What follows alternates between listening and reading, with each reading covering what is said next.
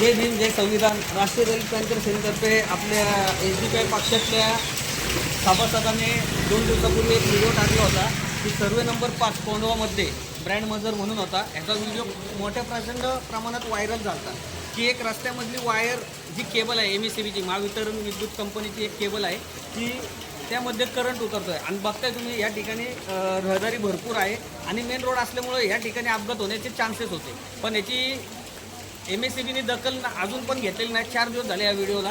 त्या अनुषंगाने आज राष्ट्रीय अध्यक्ष आले व त्यांनी आत्ता इथं सोनवणे साहेबांना कॉल केला आहे. त्यांनी आत्ता आश्वासन दिले की आपण हे 20 मिनिटात काम पूर्णपणे करून देऊ. म्हणजे आत्ता इथले नगरसेवकसुद्धा झोपलेले आहे. आता तुम्ही बघताय माझ्या मागं जी बिल्डिंग आहे 8 मजल्याची बिल्डिंग आहे आणि हा तसं बघायला गेलं हा भाग जो आहे हा हिलटॉप झोनमध्ये येतो. आता या ठिकाणी दगडी वीट वगैरे लागलेले आहेत. हे लहान लहान लेकरं इथनं राहतात. जर यांना काही दुखापत झाली तर याची जबाबदारी काय? प्रशासन घेणार आहे का अतिक्रमण PWD विभाग घेणार आहे?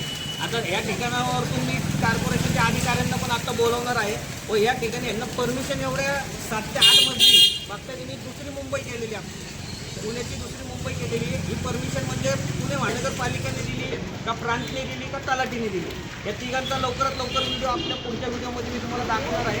तरी आपल्या माध्यमातून सांगू इच्छितो की या ठिकाणी ह्या ज्या अशा गोष्टी घडत आहेत याला संपूर्णपणे आळा आणणं गरजेचं आहे. जय हिंद जय भारत. एक प्रश्न होता की इथे टावर बांधण्यात आलेले आहेत, तर रहदारीचा हे इथे सगळेजण राहत आहेत, तर टावर बांधण्यासाठी मुभा कुणी दिली?